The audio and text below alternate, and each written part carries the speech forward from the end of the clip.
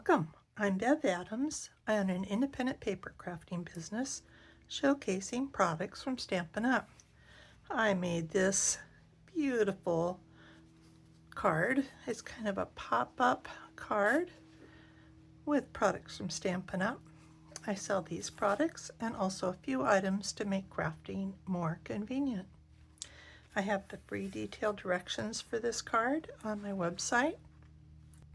You'll also find the links for the products that I used. Just click those links and you'll be taken to my online store at Stampin' Up. You'll see where to find all of that at the end of this video, so don't worry about taking notes. It's time to put stamps, ink, and paper together. I'm going to leave this out so I can refer to it. I am using the Help Me Grow bundle, and it's really a lot of fun. I'm in the gardening club. I like gardening. This is perfect for me. And I'm also using the Stone and Vine 3D embossing folder. Gorgeous. The Spotlight on Nature dies. We're going to be putting the greetings on this little tag. So if you want to do that, you'll be constrained to hello and thanks, and I think even good luck is too big for it. So you might want to swap them out for something on banner sayings, or maybe you have another small greeting. You could also put your greetings on a separate tag over here on either side. My inks are the White Craft ink and Old Olive. There are a lot of pieces to this. The card base is Old Olive, and this is almost a regular size card base. It's 8 1/4 by 5 1/2, and I have scored it at 2 1/8, 4 1/8, and 6 1/8. And there is a little bit of overlap if you fold it this way, just a little bit. These are almost the same size, but not exactly. These two middle sections are a little bit smaller, and you're gonna want to pay attention to that throughout this project. I have another strip. This is the pop-out section. And this is 8 by 1 3/4. It is scored at 2, 3, 5, and 6. And I didn't show you how you're going to fold it. You're going to fold this to make an M shape. And you are going to want to use your bone folder.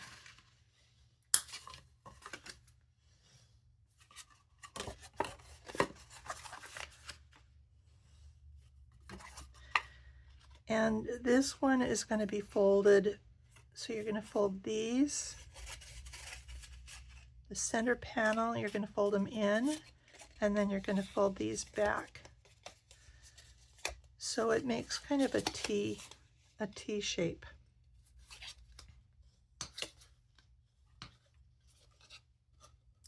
And this is the part that does the pop-up.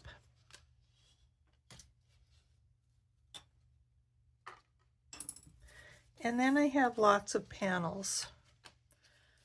And you can see that they're almost the same size again. First, let me tell you about this designer series paper. This is from the Lovely and Beautiful specialty designer series paper.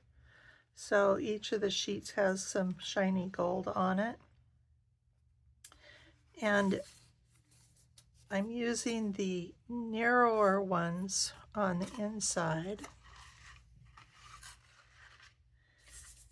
and the shinier ones and the wider ones on the outside. Let me go ahead and put that on right now. You do not need to have a lot of glue. So many of my customers use lots and lots of glue.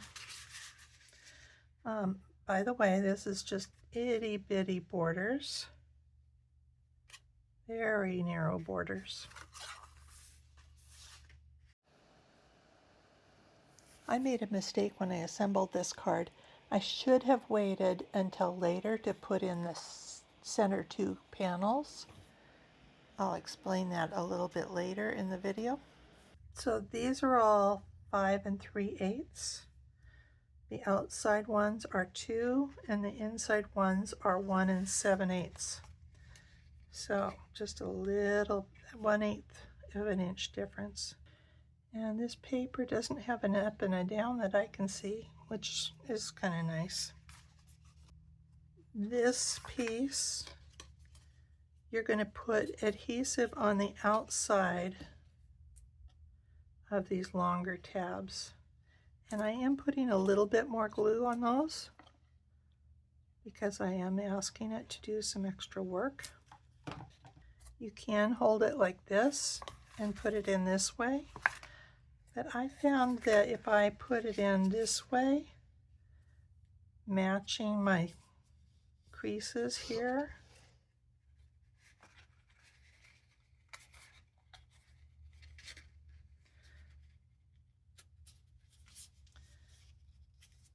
it worked better for me.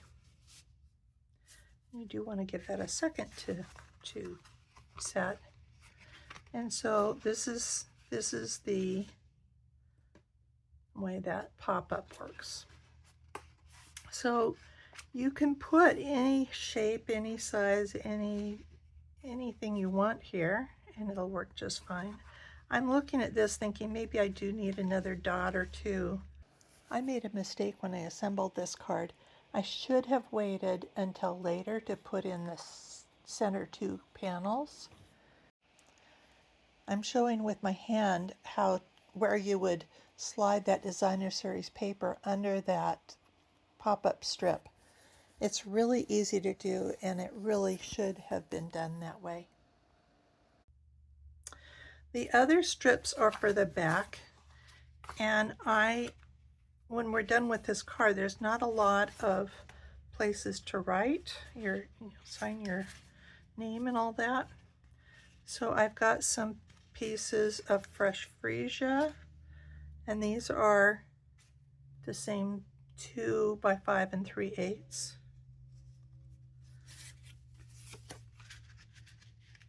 One 7/8 by 5 3/8, and some basic white.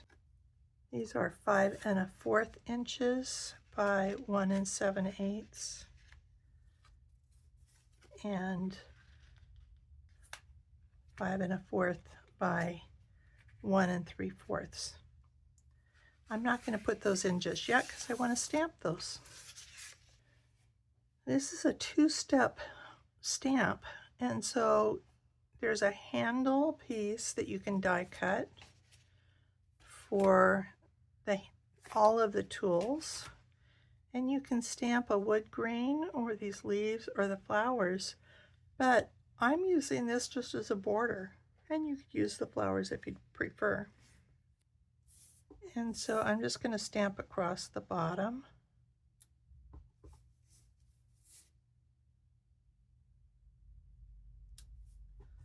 Just to add a little design.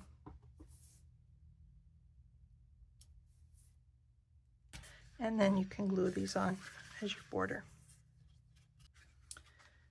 And so this gives you kind of a nice background. You can leave that blank or you can write in it if you'd like.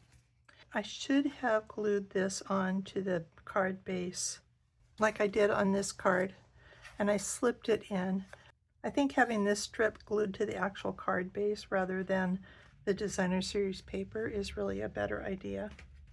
I also have these little pieces. These are the same as this designer series paper, and these are just 7/8 by 1 5/8. And you probably don't even need these, but they help blend that in there, I think. Okie doke. Now we get to just decorate it. I have cut the old olive. This was originally 4 1/4 square, and I've cut this out, and this is going to be on my card base. But I also want to run it through the Stone and Vine 3D embossing folder. Just love this. So I'm going to just put it in here. And this is a 3D embossing folder. So my sandwich is the #1 platform, the folder with the cardstock inside, and the #4 embossing plate. And this has a really beautiful, deep impression. I am going to be putting some Old Olive in front of it though, and so I want to really bring out the texture. So that's what I have the white for. And you can just drag this across here.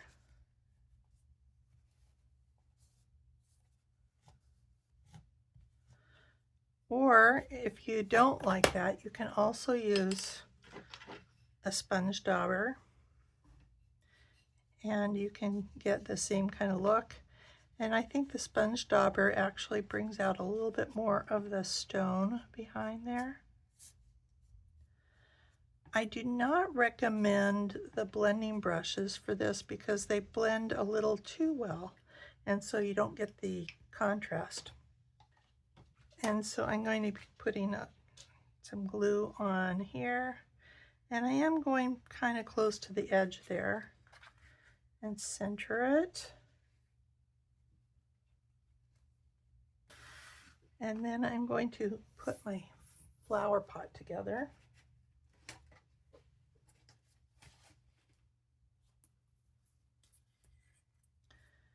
And please forgive the craft ink on my fingers.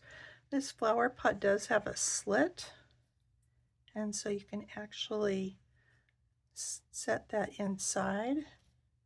Oh, and I wanted to stamp my greetings.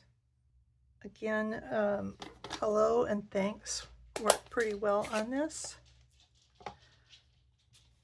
but it is pretty small.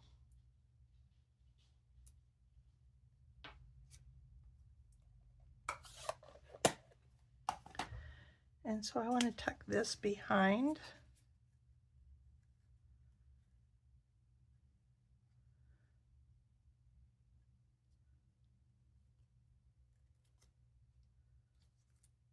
So I'm going to just put a dimensional back there to hold those things in there.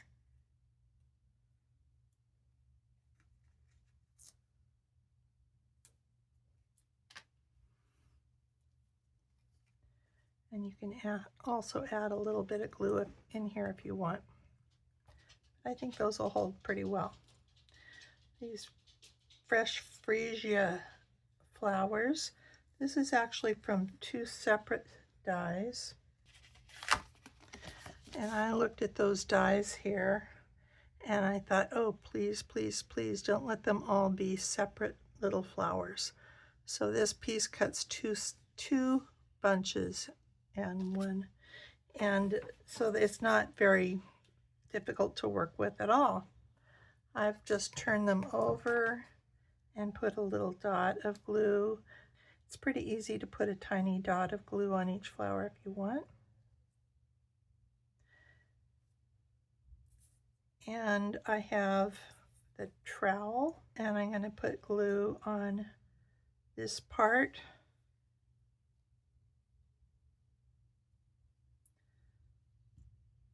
And line up my handle there. And it will be a little bit better if you give that a few minutes to dry. But I don't ever seem to have enough patience to do that. And you can arrange these anyway, but I thought these worked very well. So I'm going to try and recreate that same arrangement.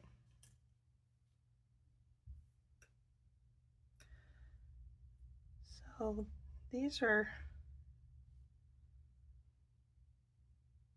I was worried that these would be too small for these large leaves, and when I put them on here, I was really pleased. So I'm going to put the shovel on, or the trowel on, and I don't want to go all the way to the tip of either of those because you can see that they hang over a little bit.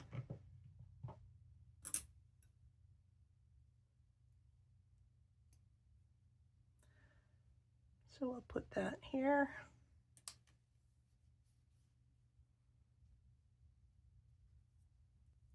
And I do think I want to use some little small pieces on the leaves here.